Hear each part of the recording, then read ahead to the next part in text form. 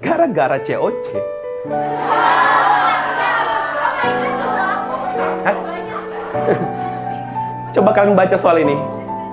Perhatikan makna kode di bawah ini. 1, itu aja, itu plus apa minus? Oh, tambah sebel kan matematika. Tapi kan lo kan bertanya, kenapa ada orang kayak Sandy, ada kayak Maxwell, kayak suami-suami kalian itu lah. Kenapa mamahnya ngasih sekolah dia matematika olimpiade sejak masih SD? Karena mamahnya ngelihat mendalam, jauh lebih jauh lagi, dia mendalam. Nanti ke depannya, kata mamanya, suatu hari akan ada COC.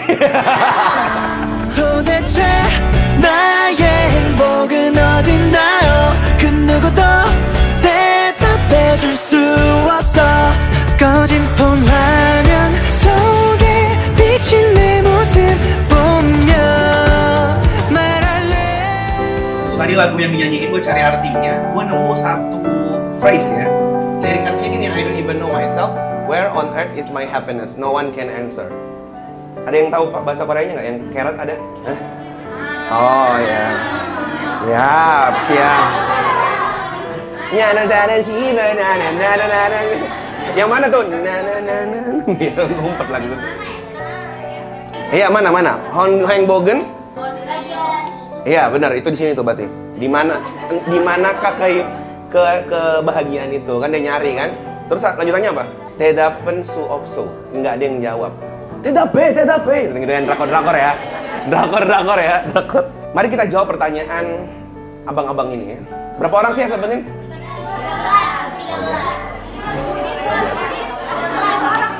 Hah? Oh, ini lagu berlima. Kemana yang lain nggak diajak? Oh, ada unit-unitnya juga. Nggak mau kalah sama ijo-ijo ya? Tapi kita nggak bisa organisasi ya. Betul, dan belum blunder kan? Tuh. Aduh. Ada pepatah mengatakan sepandai-pandai hype melompat, idolnya blunder juga, kan ada gitu ya? Kayaknya sih Giliran gantian. Jangan dong. Pasti yang Carrot lagi deg-degan nih, kapan Seventeen kenanya dulu ya?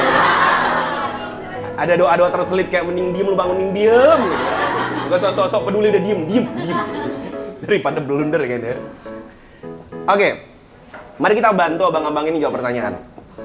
Sebenarnya aku tuh siapa sih? Dia kan nggak ngerti ya. Aku tuh kok nggak bahagia? Kebahagia tuh di mana sih kan gitu? Itu gue nonton video klipnya menarik banget loh. Itu kan tentang orang-orang kayak lagi ada yang di kerjaan, ada yang di kampus, ada yang di mana ya. Terus masing-masing kayak dengan kesibukannya sendiri-sendiri, tapi kayak nggak nemui kebahagiaan gitu. Nah terus gue mencoba menelaah gitu. Kira-kira menurut teman-teman, apa alasan manusia tuh ngelakuin sesuatu? Jadi perbuatan ini kan lo berbuat nih ya, minum, duduk, nyender, ada yang nggak nyender gitu ya.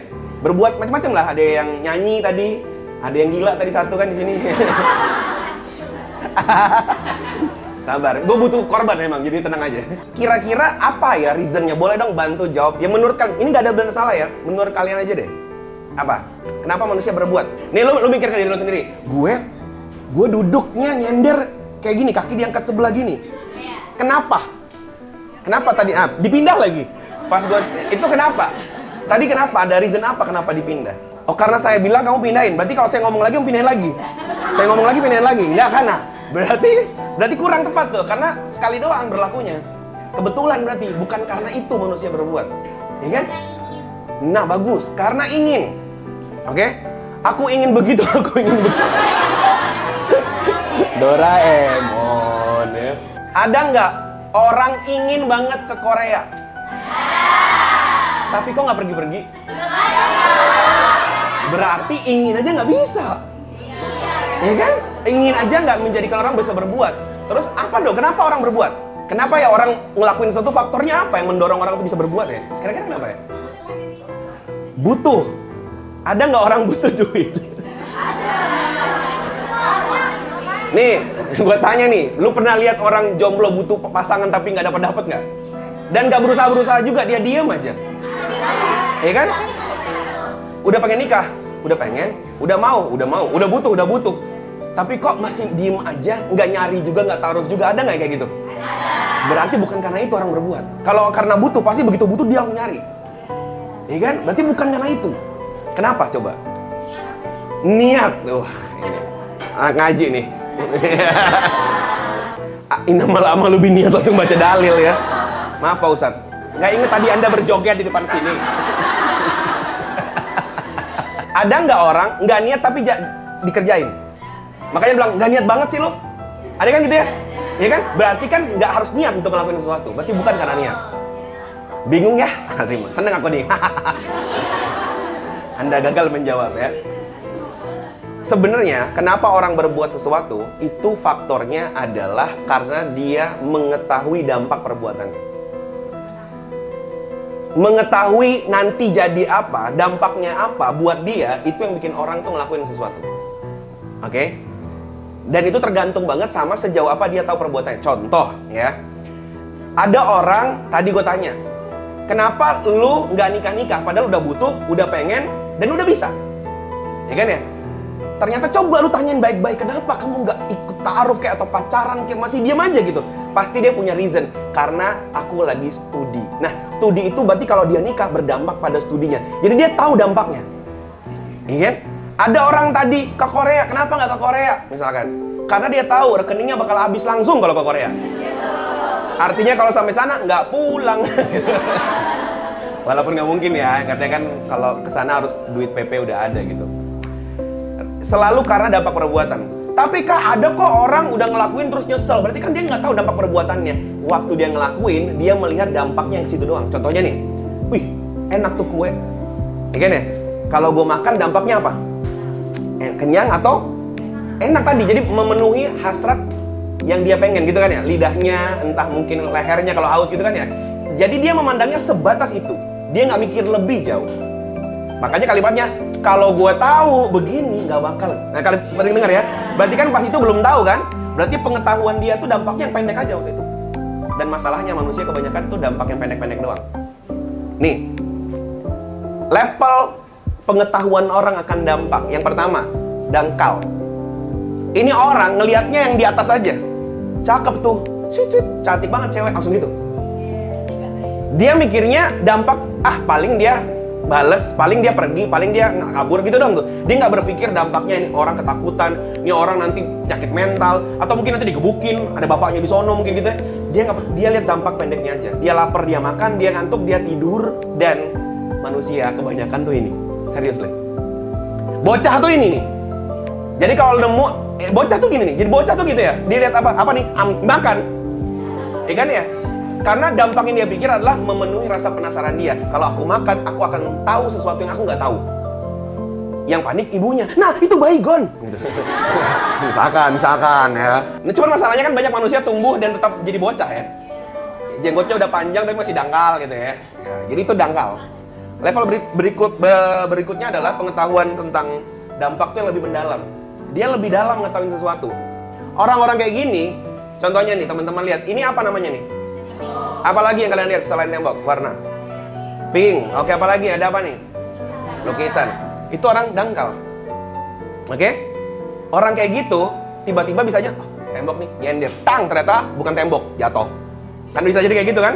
Kelamsi gitu kan. Nah, orang yang berpikir mendalam, dia ngeliat ini bukan sekedar tembok. Sekuat apa temboknya? Kenapa sekian meter? Makanya inget tak, ada kasus kemarin itu rumah 3 lantai roboh. Lewat nggak di FYP kalian? Simple kan? Berarti kan dia nggak tahu kalau ternyata pondasi rumah tuh memang beda-beda. Kalau untuk 3 lantai, nggak mungkin pondasinya sama dengan rumah 1 lantai. Nggak bisa lu punya rumah 1 lantai dulu, terus pengen nambah tingkat nih. Nggak bisa. Main nambah tuh nggak bisa, karena sejak awal pondasinya 1 untuk 1 lantai. Nah, itu hanya bisa diketahui oleh orang berpikir mendalam. Kan menggali itu ke dalam. Harus tahu. Kalau orang nggak tahu, bocah kan nggak tahu. Makanya seringkali kita kesel sama bocah, karena dia tuh nggak tahu resiko-resiko itu. Orang yang berpikir mendalam, ciri-cirinya sekolah, belajar, asal bener sekolah ya. Bukan, kan banyak orang sekolah tapi nggak sekolah, tidur. Orang yang berpikir mendalam, melihat resiko lebih jauh. Oke, nanti kita elaborasi contohnya lebih dalam lagi ya. Dan ada orang yang berpikir jauh-jauh sampai mentok, namanya mendasar. Ini levelnya udah dosa nggak ya? Jadi, kalau yang dangkal, besok dampaknya buat besok apa? Buat sekarang apa? Buat 5 menit ke depan apa? Kalau yang mendalam, 5 tahun lagi gimana dampaknya? Ini kalau gue lakuin 10 tahun lagi gimana? 20 tahun lagi, 30 tahun lagi. Kalau yang mendasar, habis gue mati gimana? Orang akan mengenang gue sebagai apa nih? Gue tercatat di sejarah sebagai apa nih? Ngerti ya? Lebih jauh dia akan berpikir. Oke, kita main contoh. Enak nggak donat? Gue itu orang yang salah satu orang yang mengalami fase dangkal tuh lama banget. Jadi gue tuh pencinta makanan manis dan minuman manis. Terlihat sekali ya. Jadi waktu pertama kali Jeko dapat label halal, karena kan gue dulu makan Jeko pernah di awal-awal, terus baru sadar dia nggak ada label halalnya. Walaupun belum tentu haram ya, kan nggak ada label halal belum tentu haram gitu. Cuman kan untuk ngiyakinin hati, gue nunggu tuh kapan labelnya keluar. Bertahun-tahun loh itu. Gue DM-in Jeko tuh. Serius, setiap ada halal corner ngupload, telah terbit, gitu kan ya. Label halal perusahaan ini, pasti gue komen, Jeko kapan? Gue mention tuh, Jeko nggak mau halal nih. Sering kan kadang produk-produk lokal itu kan dapat halal MUI loh. Kita bilang, Jeko ini cuma keripik loh, Jeko keripik loh. Bisa dapat halal, Anda perusahaan segede gitu susah bener ngurus halal. Nah begitu diurus halalnya, gue makan Jeko seminggu full. Iya. Dangkal sekali kan? Dangkal sekali. Tiba-tiba di hari ke-7, kok gue sakit kepala? Gue pikir normal. Biasa sakit kepala normal kan? Maksudnya, gue tuh emang sering sakit kepala nggak normal sih. Maksudnya gue sering sakit kepala tapi tinggal minumin obat selesai gitu. Tapi ini kok agak lama dampaknya, efeknya tuh loh. Akhirnya gue coba cek ke dokter dan disuruh ke lab. Begitu, ya lab bukan kolesterol. Betul, pre-diabetes. Karena manis-manis. Dan ini hasil dari yang dulu-dulu suka minum boba, suka minum kopi-kopi manis, suka minum. Jadi kayak, dan itu tuh kayak jadi keseharian, bukan sesekali. Kalau kan sesekali kan nih. Ini tuh kayak literally setiap compare ke Indomaret, ke Alfamart yang diambil tuh yang manis-manis, nggak pernah mikir yang air putih itu, jarang gitu. Akhirnya apa? Sampai sekarang gua lagi puasa gula. Ini sudah hampir mungkin 6 bulanan lah lebih nggak makan gula. Tapi coba telat kan? Gue akan bilang andai gue tahu, iya kan? Nah, yang tadi yang Fuad yang pertama itu berpikir dangkal. Nah, ketika udah ketahuan baru dia berpikir sedikit mendalam. Oh, baru dia searching apa sih prediabetes? Apa sih ini? Kenapa kalau tes angkanya keluar segini baru nyari? Nah, orang itu rata-rata manusia rata-rata itu pasti dangkal rata-rata. Hanya orang yang mungkin misalkan ya orang yang sekolah, yang belajar soal kesehatan, yang lihat lebih dalam daripada orang lain. Makanya orang-orang tersebut lebih sukses kadang. Ya kan ya? Lihat prinsipnya orang-orang dangkal. Alah ngapain sih sampai bikin-bikin begitu? Udah keluar duit banyak, mending begini aja. Orang juga gini-gini juga laku. Itu kan gitu pandangannya orang-orang dangkal kan? Kalau orang-orang mendalam dia belajar ekonomi, dia belajar marketing, dia belajar sales dan seterusnya. Lebih jauh ngeliat sesuatu. Oke? Nah, lebih jauh lagi mendasar. Ini halal nggak? Halal dan toyib nggak? Dampaknya ke depan itu buat dakwah oke nggak? Bukan cuma buat hidup ya. Itu ngeganggu nggak? Nanti kalau Fuad jadinya sakit-sakitan dan nggak bisa ngisi lagi gimana? Panjang tuh. Nah itu orang yang lebih pikir lebih mendasar lagi. Contohnya lagi. Nih, siapa sih yang tahu bahwa dalam darah ternyata ada ada pembuluh darah. Dan darah tuh lewat situ kayak selang. Nggak ada yang tahu kalau lemak-lemak yang lu makan itu nempel di dinding-dindingnya kayak gini. Itulah yang bikin penyempitan pembuluh darah. Makanya ibaratnya kayak mau ngalir lu pencet selang tuh. Apa yang terjadi? Mampet. Nah, mampet itu jadi stroke. Mampet itu jadi macam-macam dah. Jantung. Jadi pemasangan ring kalau kalian mau tahu itu untuk ngegedein ini biar dia tuh bisa lewat. Ring jantung itu. Nah, sekarang orang kan banyak tahu apa enggak nih rata-rata? Enggak, dangkal. Orang yang mendalam nanti setelah dalam penyakitnya dalam baru dalam ya ternyata. Ya kan ya? Berarti lebih bagus mana orang berpikir dangkal apa mendalam? Orang yang mendalam lebih bahagia walaupun dia akan menunda kesenangannya. Jadi bahagia itu bukan senang-senang, beda. Mungkin terlihatnya yang dangkal akan bilang, udahlah makan aja, susah banget hidup. Ya kan ya? Itu kan dangkal. Orang yang berpikir mendalam, dia akan bilang, ya hidup lu senang sekarang, 10 tahun lagi, gue yang senang-senang. Saat lu udah gak bisa senang-senang lagi. Ngerti gak sih? Jadi bukan masalah seneng gak seneng, ini masalah senengnya kapan. Orang yang berpikir mendasar, lo akan sering lihat, kok hidupnya kayak susah, gak punya apa-apa. Kisahnya gitu ya, tapi kok happy terus, apa yang dia pikir? Ntar aja di surga. Tuh, beda banget tuh. Beda banget. Udah terima aja nih jobnya ini, alah haram-haram tipis. Kan gitu kan banyak kan ya? Ambil aja, ambil. Tapi apa yang dia pikir? Enggak, ini buat anak gue, ngasih makan anak gue kayak gini. Ntar darahnya mengalir. Yang nggak dilihat oleh orang-orang. Emang makanan haram mengalir ke darah emang kelihatan? Enggak. Tapi orang yang berpikir mendasar tahu betul faktanya bahwa nanti tuh bahaya banget di akhirat. Oke, itu baru contohnya. Nah, apalagi matematika. Rata-rata orang bilang matematika menyenangkan atau tidak? Andai kata semua orang berpikir dangkal, maka nggak ada yang belajar matematika. Iya kan? Jadi kalau semua alasannya kayak gitu, matematika bagus nggak? Menyenangkan nggak? Nggak ada yang belajar. Sekolah enak nggak? Nggak ada yang sekolah. Main enak nggak? Enak, main semua. Akhirnya jadi playground se-Indonesia. Pantas pemerintah bercanda mulu. Masuk. Tipis ya. Matematika nih, apalagi buat gue anak IPS. Gue tuh sangat tidak menyukai matematika. Ini enggak? Nih, coba. Matematika awalnya kita berpikir simpel banget kan? 1 tambah 1 2 tambah 2. Sampai kemudian suatu hari muncul tanda kurung, tanda bagi. Ini kan tanda-tanda posesif. Udah mulai ngatur-ngatur. Bagi. Sini nggak akan kemana-mana, dikurung. Udah mulai angka-angka posesif. Pokoknya nggak boleh itu sama itu, harus ini dulu. Oh, udah mulai posesif angkanya. Di situ udah mulai nggak enak nih hitung-hitungan, iya nggak? Nggak lama muncul apa? Muncul akar. Dia tidak angka saja, dia tumbuh, guys. Dia tumbuh, dia berakar. Berpangkat lagi. Yang berpangkat kan suka bikin masalah.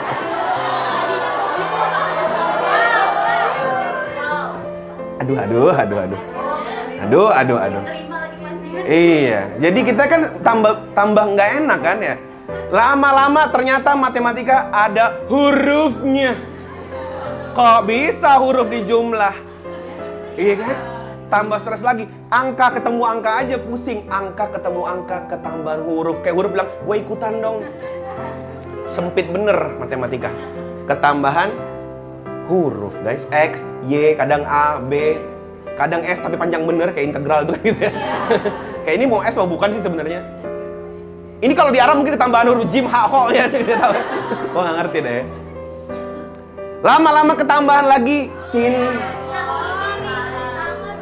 sin kostan. Oh my god. Sin, sekarang dia punya dosa.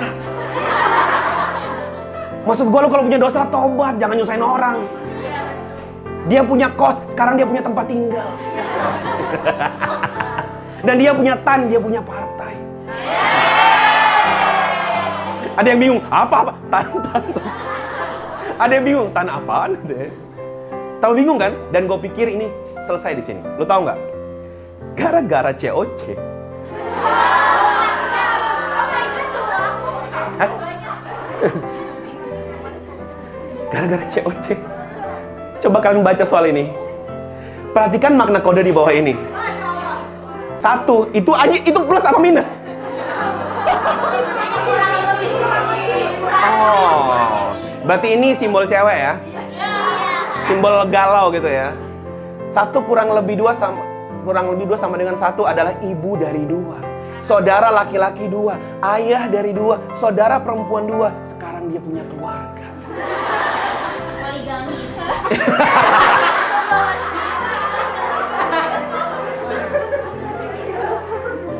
Gue jadi mikir kenapa Gen Z pada pengen child free. Ternyata gara-gara ini. Ngerti gak sih? Stres bener ngeliat angka beranak. Udah punya paman, ibu, bibi. Tambah sebel kan sama matematika. Tapi kan lo kan bertanya, kenapa ada orang kayak Sandy, ada kayak Maxwell, kayak suami-suami kalian itulah. Anda aja sih ya. Maksudnya gini, apa mereka merasa matematika tuh menyenangkan dan tidak berat? Enggak juga. Tapi kenapa mereka dia saat orang lain nggak mau, dia ngelakuin?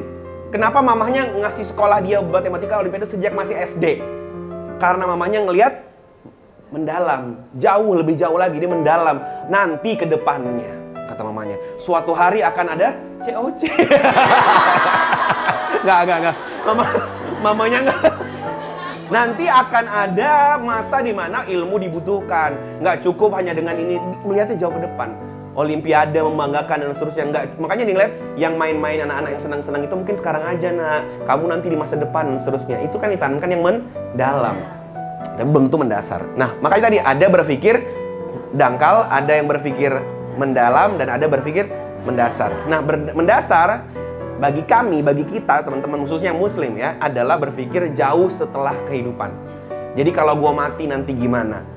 Sehingga seluruh gerak-geriknya tuh jauh lebih hati-hati. Mungkin terlihatnya bisnisnya gede, tapi dia nggak ngambil. Karena apa? Ketika dia dari sisi mendasar, dasarnya keliru. Saya nggak mau nanti bermasalah di ujung-ujungnya. Nah, sedikit ngutip dari satu buku karangan Syed Taqiyuddin, Hakikat Berpikir. Beliau menyampaikan di halaman 94 tentang berpikir dangkal. Tadi ada sama ya? Mendalam, sama ya? Tapi bukan mendasar. Dia bilang cemerlang. Ternyata berpikir mendasar itu berpikir yang cemerlang. Kenapa bisa? Coba kita lihat. Cemerlang definisinya apa? Satu, bercahaya atau bersinar sangat terang. Sangat apa?